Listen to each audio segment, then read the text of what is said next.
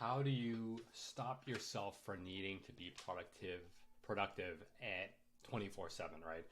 God, this is one of the most vexing questions, maybe of our time. But I'll give you a few approaches on how I do this. Obviously, it's very, very personal, but a few that might be helpful. So the first is I have this approach called seal the exits, and what I mean is really like create hard boundaries so that any urge to become more productive doesn't seep into the boundaries. So, for example, like I don't turn my phone on until my kids are at school. So that's 8 o'clock in the morning. Then I meditate before and so on. And oftentimes I try to even work out before. So I might not turn my phone on until 8:30. Now, obviously, if you have a traditional job, that may or may not be possible. But that's like one way to seal the exit. To seal the exit on the other side is like I have a hard stop on work at 6:30. Even though it's a Sunday at 8 and I'm recording this, shows you how hard my boundaries are. But for the most part, I try to turn off my phone at about 8 o'clock at night. So really kind of shut things off.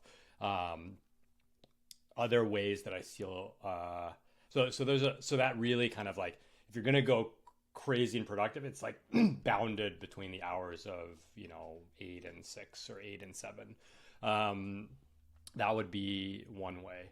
The other thing I do is what I call removing the obvious suspects. And so, honestly, I don't read a lot of nonfiction. I don't read business books. I don't listen to that many podcasts, self-improvement podcasts.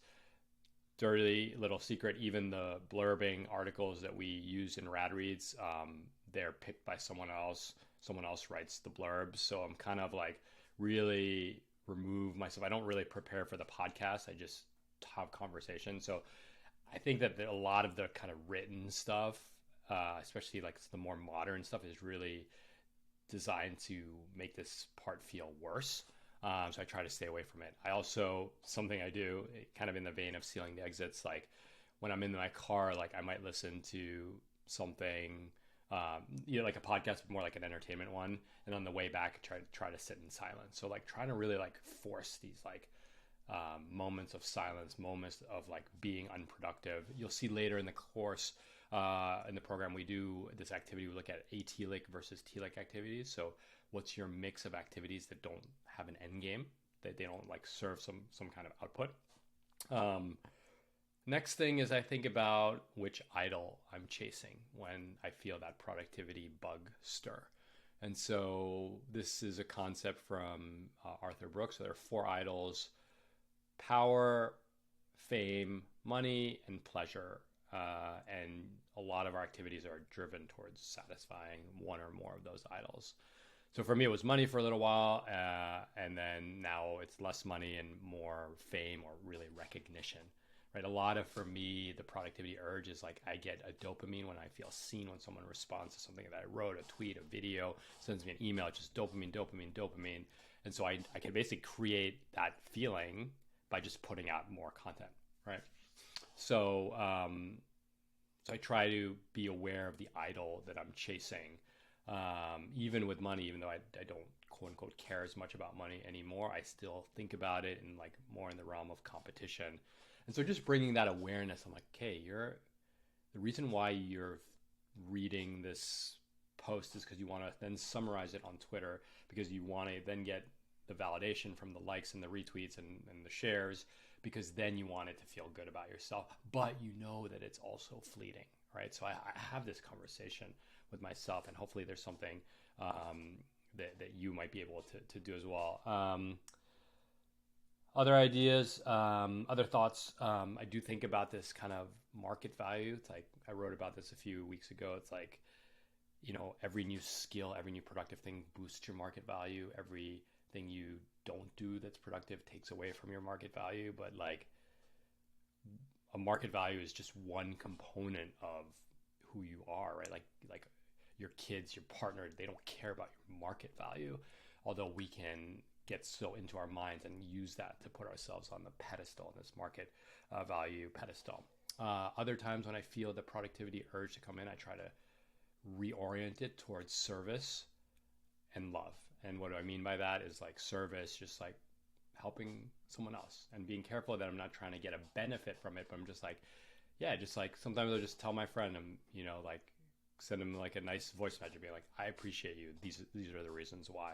So kind of channeling that productive energy into service or love, helping someone else, someone like you mentor, or someone who is in a different life phase as you.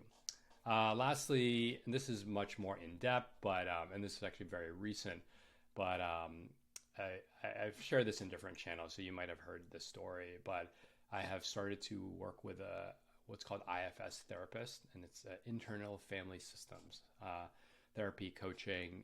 It's a somatic coaching, so it's very much in your body. And I'll just give you the synopsis, and I can elaborate more deeply on it. But I had this IFS session where I was talking to this part. So they ask you like, do you feel stress in your body? I'm like, yes, I feel in my chest. And then the coach asks you, ask that stress, what is it feeling right now? And I asked the stress, what are you feeling right now in my head? And the stress says back, I'm feeling very tired. I report back to the coach.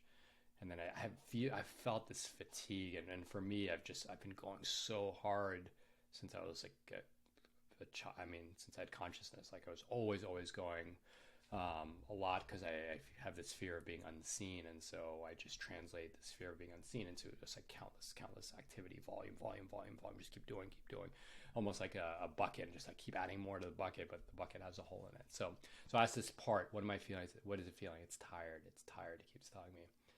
And then I said, the coach asked, what does the part need right now? And I asked the part, what do you need right now? And it said, I just need to be thanked.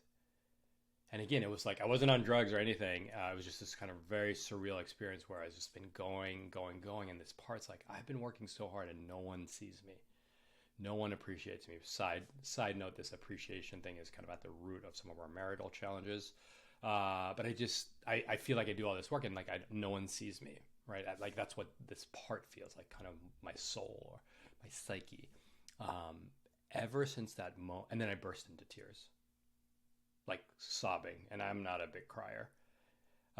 Ever since that moment, this energy has been sapped out of me, and there's these other parts that are trying to kind of reestablish themselves. I'm still in the therapy modality right now, so I'm a work in progress.